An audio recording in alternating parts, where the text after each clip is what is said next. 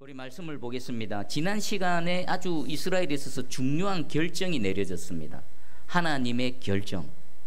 불순종한 사울 왕에게 하나님께서 사무엘을 보내셨죠. 그리고 책망했습니다. 근데 그 책망이 단순한 책망이 아니지요.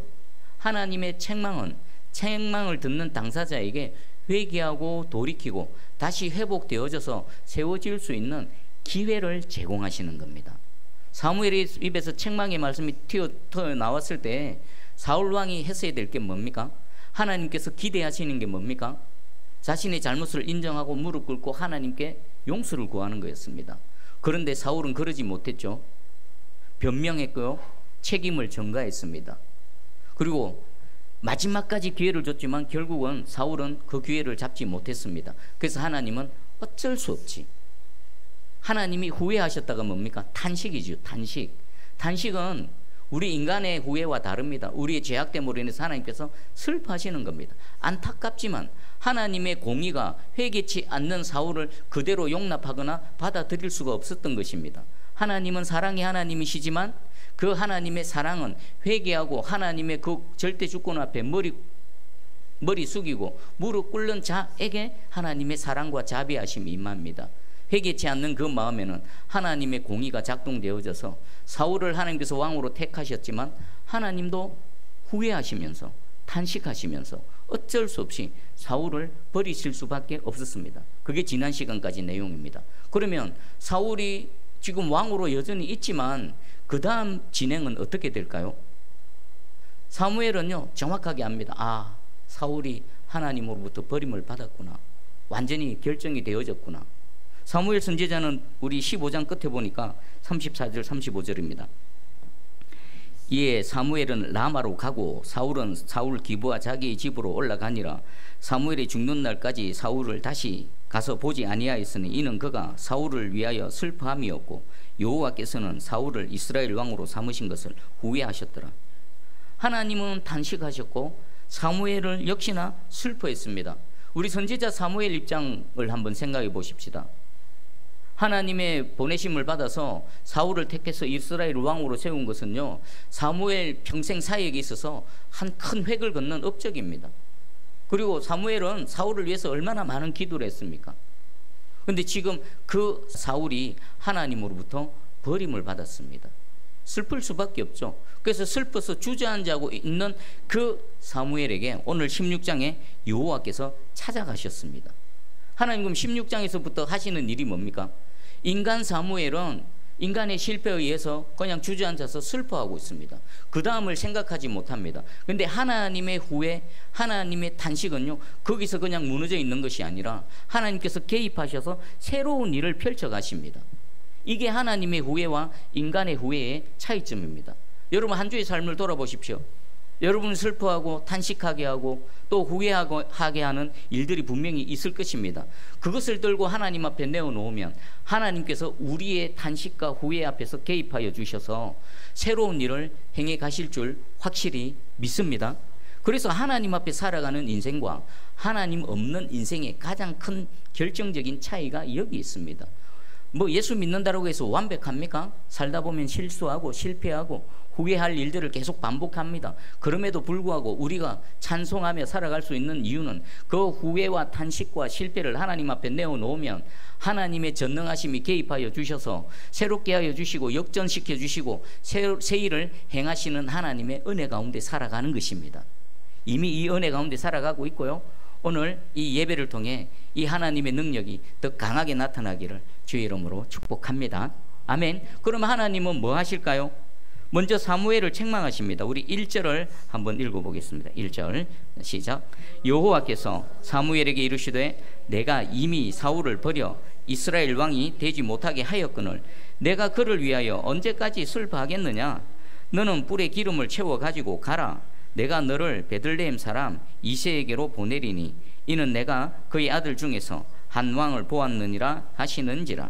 아멘. 먼저는 책망하십니다. 책망의 내용이 뭡니까? 왜 계속 슬퍼하고 주저앉아 있느냐? 만약에 사무엘이 너무 과도하게 슬퍼하고 있으면 하나님 입장에서는 어떤 마음이 들까요? 하나님이 결정을 내리셨는데 하나님의 결정 앞에 사무엘이 너무 눈물을 흘리고 슬퍼하고 주저앉아 있는 겁니다. 그것은 인간적으로 슬퍼할 수 있습니다. 하나님도 그 마음을 충분히 이해하시고 공감하십니다. 근데 너무 그렇게 하고 주저앉아 있으면 하나님 입장에서는 어떻게 받아들여질까요? 하나님이 내리신 결정에 지금 사무엘이 동의하지 못하는 건 아닌가? 이런 생각이 들 수도 있겠죠. 그래서 하나님께서는 그 주저앉아 있는 사무엘을 깨우십니다. 말씀으로 너 언제까지 그러고 있을래? 일어나라. 책망하실 뿐만 아니라 다음 해야 될 일을 분명하게 지시하십니다. 지시할 내용이 뭡니까?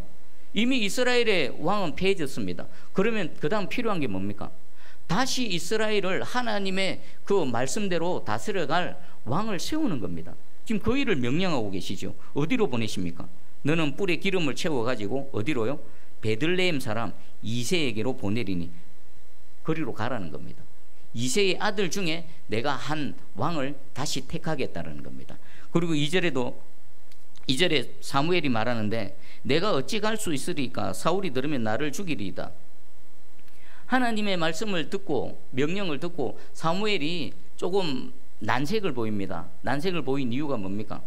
만약 이 일을 사울이 듣게 되어지면 분명히 가만 내버려 두지 않고 자신도 죽일 뿐만 아니라 누구까지 죽일까요? 이새와 이새 아들들, 이새 가문을 아마 몰살시킬 겁니다. 어떻게 합니까? 라고 하나님께 반문합니다. 그랬더니 하나님은 답을 주십니다. 답을 주시는데 여호와께서 이르시되 너는 암송아지를 끌고 가서 말하기를 내가 여호와께 제사를 드리러 왔다 하고 그리고 이새를 제사에 청하라. 내가 내게 행할 일을 가르치리니 내가 내게 알게 하는 자에게 나를 위하여 기름을 부을지니라. 아멘. 지금 사무엘과 하나님 사이 대화의 내용이 뭡니까? 그냥 이스라엘의 왕 하나 세우는 것입니까? 우리하고 상관없는 겁니까? 아닙니다. 직접적으로 상관이 있습니다. 우리의 삶 가운데 실패하고 또 후회하는 그런 결정들, 우리는요 과거와 현재와 미래가 한 라인으로 연결되어져 있습니다. 현재가 어떻습니까? 과거의 삶의 결과가 현재입니다. 현재의 삶의 결과가 내일이 되어질 것입니다. 그래서 우리는 지난날에 실수가 있으면요 그 실수로부터 현재에서 벗어나지 못합니다. 그것을 돌이켜서 과거로 다시 돌아가서 뭔가 새롭게 할 능력이 우리에게는 없습니다. 그런데 오늘 이 말씀이 우리에게 주는 은혜가 뭡니까? 그 실패한 자리에 하나님께서 찾아와 주셔서 말씀으로 길을 알려주시는 겁니다. 지시하시는 이 말씀은 그 실패를 다시 회복시키고 새 일을 행하시는 하나님의 은혜를 입게 되어지는 것입니다. 오늘 이 말씀 가운데 여러분의 실패 가운데 하나님께서 찾아가 주시고 여러분의 후회 가운데 하나님 찾아가 주셔서 구체적으로 말씀하시고 지시하시는 은혜가 있기를 축복합니다. 그러면 그 말씀 붙들고 따라 나가면 어떻습니까? 우리만 있으면 과거로부터 우리가 절대로 벗어날 수 없습니다. 잘못된 선택, 내가 그러지 말 걸 여기서 벗어날 수 없습니다. 근데 창조주 하나님은요 빠라의 하나님이신 빠라. 과거에 잘못된 거 딱 칼로 무 자르듯이 잘라내버리시고요 지금 이 순간에 개입하여 주셔서 완전히 새롭게 하시는 능력의 하나님, 은혜의 하나님인 줄 믿습니다. 지금 방법을 알려주시죠. 가서 새 왕을 세우라. 아니 사울이 알면 우리 다 죽일 건데요. 이제 이 집안도 그 가문이 몰락할 건데요. 가서 제사 드린다 하라. 제사 드린다 하라. 해결책까지 주시죠. 문제가 있고 무엇을 해야 될지. 근데 그 일을 행해 나갈 때에 또 문제가 있는데 그 문제를 어떻게 해결해야 될지 하나님께서 조목조목 알려주십니다. 오늘 이 시간 여러분의 삶 가운데 구체적으로 적용되어지는 하나님의 말씀의 은혜가 있기를 축복합니다. 아멘. 자, 그리고 이제 4절부터는 사무엘이 여호와의 말씀대로 행해서 베들레헴으로 갑니다. 베들레헴에 도착했더니 베들레헴의 성읍 장로들과 사람들이 뜹니다. 떨어서. 왜 떨었을까요? 베들레헴은 작은 마을입니다. 사무엘은요 전국구 선지자입니다. 하나님께 귀하게 쓰임받는 하나님의 큰 종입니다. 근데 이 큰 사무엘 선지자가 지금 어디 왔습니까? 조그마한 베들레헴이라는 마을에 찾아온 겁니다. 마을이 떠들썩해진 겁니다. 사무엘이 가는 곳에 그냥 갔을까요? 그곳엔 분명히 하나님의 뜻이 있고 하나님의 하실 일이 있다라는 것입니다. 아니면 사무엘의 사역 중에 잘못된 것을 지적하고 책망하는 또 하나님의 말씀이 주어질 수도 있는 겁니다. 그 두렵고 떨므로 지금 모든 베들레헴 사람들이 이 사무엘을 영접했습니다. 평강을 원합니까? 뭐 때문에 오셨습니까? 평강이랍니다. 그리고는요, 이세의 사람들을, 지금 이세의 아들들을 제사에 청하고 있습니다. 하나님께서 하신 말씀대로 지금 사무엘이 진행해 가고 있습니다. 그리고 이제 6절부터는 이세의 아들들을 하나씩 보는데, 이세의 아들이 총 몇 명이 있었습니까? 오늘 성경을 보니까 7명이 있음을 알 수가 있습니다. 거기에다가 또 한 명, 지금 나타나지 않는 한 명, 다윗까지 하면 총 8명입니다. 근데 지금 이 사무엘 앞에 이세는 몇 명의 아들들만 지금 준비시켰습니까? 7명입니다. 막내 다윗은 이 자리에, 현장에 있지도 않습니다.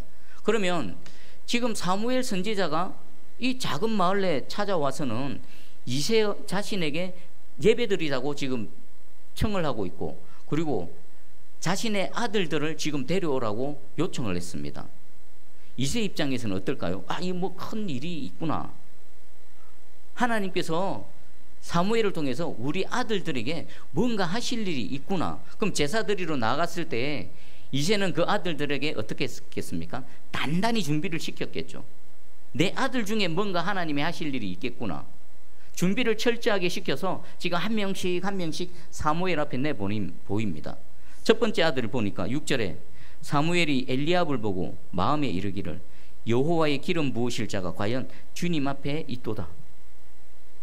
이세의 첫째 아들을 본 사무엘의 반응입니다.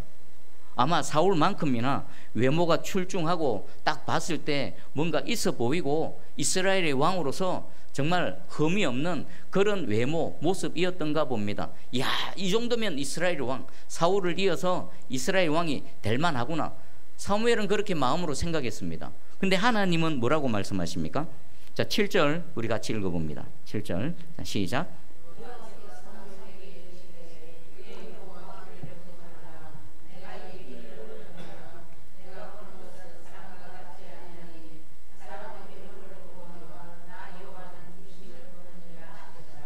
아멘.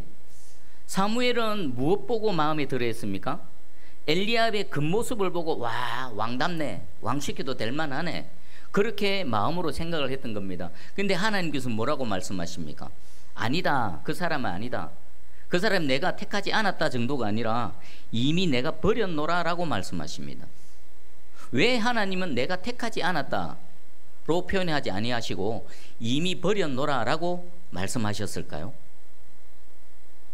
하나님은 모든 사람의 중심을 다 보십니다. 하나님은 처음부터 다윗을 딱 지목해서 그래, 내가 다윗 너를 택해서 이렇게 일하시지 않으셨다는 겁니다.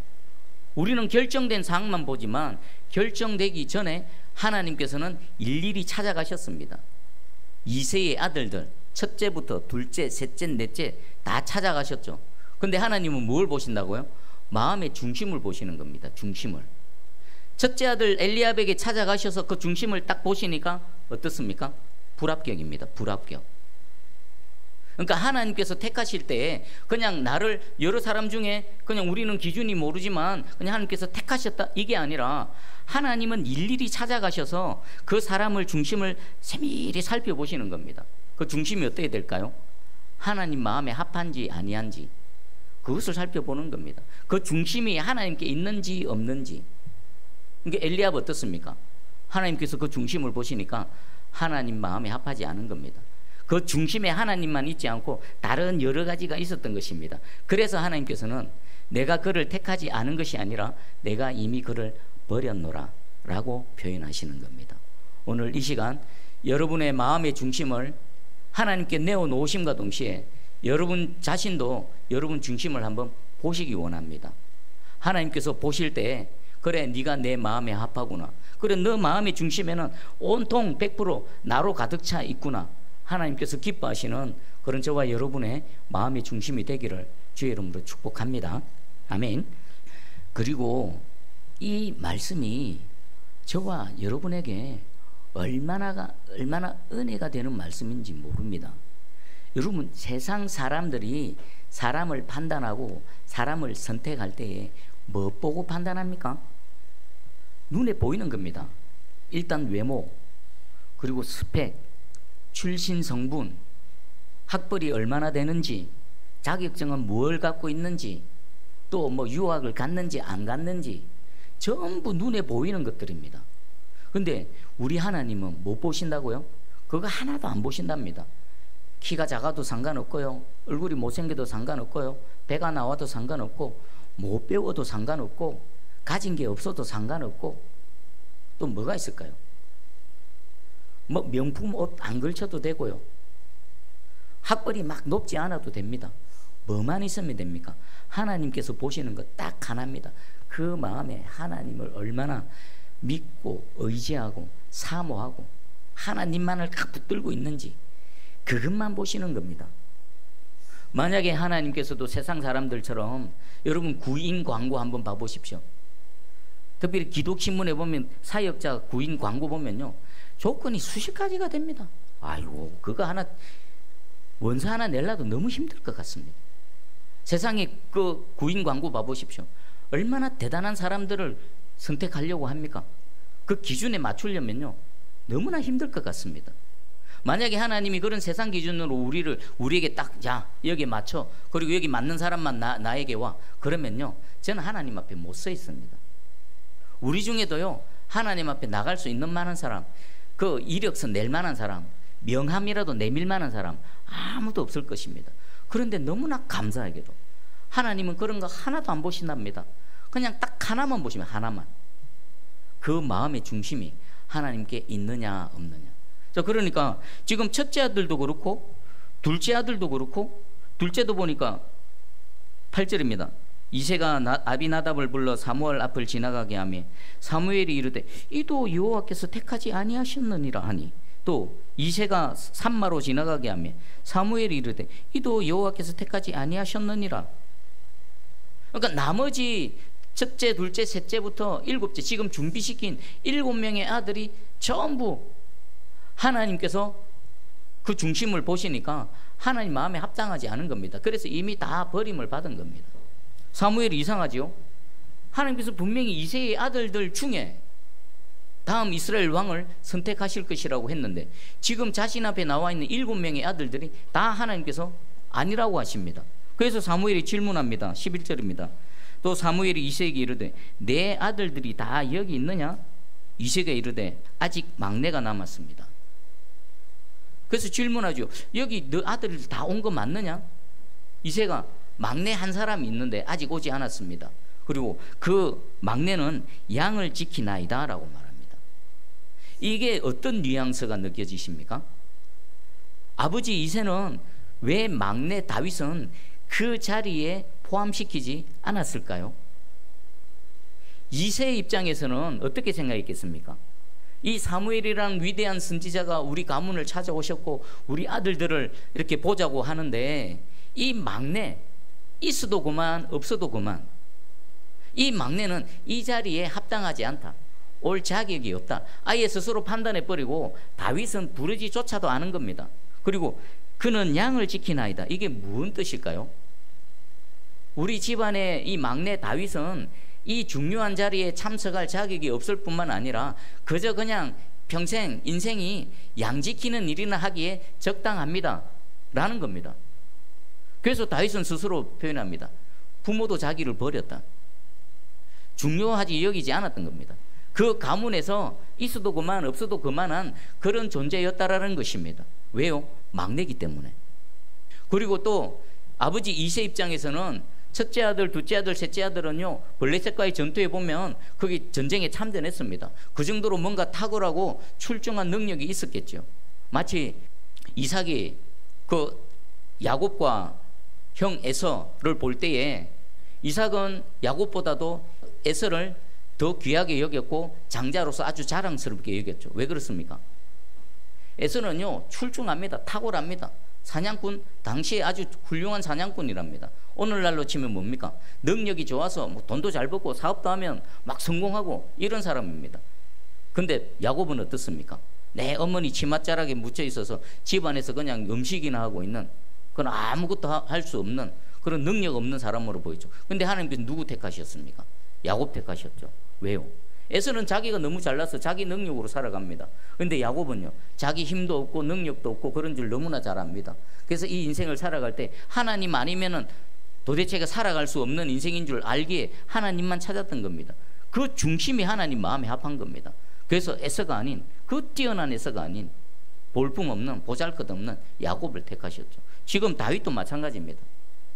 대단해 보이는 거 아무것도 없습니다. 세상에서 성공할 만한 그런 끈덕지가 아무것도 없습니다. 그래서 부모일지라도 다윗에 대해서는 기대를 아예 접어버린 겁니다. 웬만해가지고는요, 그 자리에 참석시키겠죠. 근데 얼마나 아무런 기대도 하지 않으면 그 자리에 단순히 막내라는 이유만으로 참석시키지는 않았을 것입니다. 아예 아무런 기대도 하지 않았기 때문에 다윗을 그 자리에 참석시키지 않았던 것이죠. 근데 하나님은 누구를 택하셨습니까? 막내 다윗, 부모도 아무것도 기대하지 않는 그 다윗을 택했습니다. 무엇을 보시고요? 마음의 중심을 보시고. 가정에서 자신의 형들은 공부도 하고 또 어디에도 이름도 떨치기 위해서 이것도 하고 저것도 하는데, 집안에서 다윗은 허드렛일이라만 합니다. 막내라고 그냥 저기 가서 양이나 쳐라. 계속 그렇게 살아왔겠죠. 다윗이라고 몰랐겠습니까? 그런데 그게 다윗에게는 은혜였습니다. 왜 은혜였을까요? 양치는, 양이나 지키는 그 시간 동안에 다윗은 뭐 했겠습니까? 주만 바라본 겁니다. 자, 그 고요한 시간, 아마 대화를 나눌 사람도 별로 없었을 것입니다. 뭐 양들과 대화를 나눴겠죠.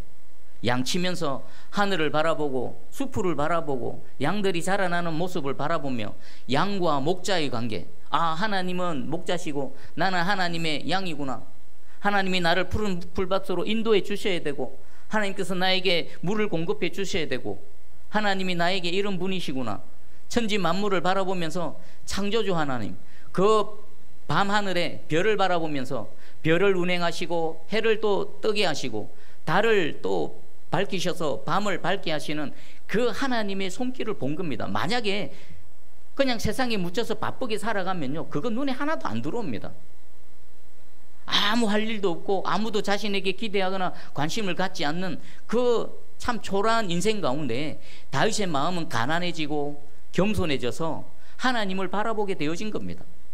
만약에 다윗도 형들처럼 그렇게 지냈다면요, 아마 우리가 아는 다윗이 되지 못했을 것입니다. 그저 그 구석에서 양이나 치며 하나님과 묵상하며, 그리고 그 시간 동안에 또 하프를 치며 하나님께 찬양했던 그 다윗의 마음을 하나님께서는 보셨다라는 것입니다. 자, 여러분 삶을 한번 점검해 보십시오. 막 화려합니까? 대단합니까? 세상 사람들 말하는 것처럼 막 금수저가 되어져서 막 할 일도 많고 갈 곳도 많고 부르는 사람도 많고 뭐 먹고 싶은 것도 많고 그렇습니까? 세상 사람들은 그거 복되라고 합니다. 근데 성경에서는요, 그 복된 거 아닙니다. 마음이 나눠집니다. 그 중심이 하나님께만 있게 하지 못하는, 중심을 나누게 하는 장애물이 되어질 것입니다. 반대로 그러면 지금 아무 데 갈 데도 없고 오라는 데도 없고 또 뭐 내가 할 것도 없고, 그래서 그냥 그 자리에 홀로 그냥 조용히 계십니까? 그 자리가 지금 다윗이 다윗되게 하는 은혜의 자리라는 겁니다. 그때 우린 뭐 해야 될까요? 탄식하거나 내 인생 왜 이럴까가 아니라 다윗이 했던 것처럼 그 시간 동안 하나님을 묵상하시기 바랍니다. 별을 바라보며 뜨는 해를 바라보며 철마다 피는 꽃을 바라보며 새들이 지저귀는 소리를 바라보며, 이야, 저들이 하나님을 찬양하는구나. 또 때가 되어지니까 꽃이 활짝 펴서 저들이 하나님의 섭리하심 가운데 하나님을 찬양하는구나. 이 더운 무더운 바람이 불 때 하나님께서 철과 계절을 변화시키셔서 하나님께서 다스리시고 통치하시는구나. 고요한 그 중에 하나님을 깊이 묵상하시며 성령님과 깊은 교제를 나누는 그런 저와 여러분 되기를 주의 이름으로 축복합니다. 이 시간이 없었으면요, 다윗은 절대 다윗 되지 않습니다. 홀로 양치는 이 고독한 시간, 이 외로운 시간, 그것이 다윗이 다윗 때는 중심이 되어졌고요. 그리고 그 다윗을 어디로 보내셨습니까? 머리에 기름을 부으시고 이스라엘 왕으로 세우셨는데 바로 왕이 되게 하지 않으시고 그 다음 광야로 집어넣으셨습니다. 광야에서 찌으시고 빻으시고 가시고 가루가 되게 하셔서 하나님께서는 이스라엘 왕으로 만들어 가셨습니다. 하나님께 쓰임받는 사람, 하나님 마음에 합한 사람, 하나님께서 사용하시는 사람은 반드시 이 과정을 거칩니다. 여러분, 이 과정을 거칠 때에 여러분 단식하지 마시고, 아, 하나님 지금 나를 만들어 가시는구나, 하나님 나를 택하셨구나, 하나님 다음 준비 작업을 하고 계시는구나, 분명히 여러분 아시고요. 지금 어떤 상황과 어떤 형편 속에 있는지 모르지만 이 다윗이 거쳐갔던 이 과정을 믿음으로 잘 밟아내셔서 여러분이 또 우리 새순교회가 이 시대에 다윗과 같은 그런 개인과 우리 교회 공동체 되기를 주님의 이름으로 축복합니다. 딱 하나만 있으면 됩니다. 내 중심이 어디에 있는가? 내 마음이 이 실패와 좌절과 절망의 자리에서 내 시선이 어디를 향하고 있는가? 세상 바라보고 도울자 찾고 그러면 헛방입니다. 땡입니다. 이미 버림을 받았노라. 그 절망의 자리에서 내 눈을 들어서 주를 바라보며 하나님을 향해 눈물 흘리는 그 심정, 하나님께서 내 마음이 네 마음과 합하다, 내가 너를 택했다, 하나님께서 말씀하실 줄 믿습니다. 오늘 이 시간 말씀 붙들고 한번 기도하며 나가기 원합니다. 하나님, 내 실패와 내 절망과 내 아픔과 나의 탄식을 하나님, 전능자 하나님 앞에 내어놓사오니 주님 개입하여 주셔서 새 일을 행해 주시옵소서. 그리고 그 새 일은 하나님의 중심을 보시고 택하신 자들을 통해 이루어지는데 내 마음의 중심이 하나님께로만 향할 수 있도록, 그래서 하나님의 택하심으로 새 일을 행하시는 그 은혜를 있게 해 주시옵소서. 이 말씀 붙들고 우리 함께 기도하며 나아갑니다. 기도합니다.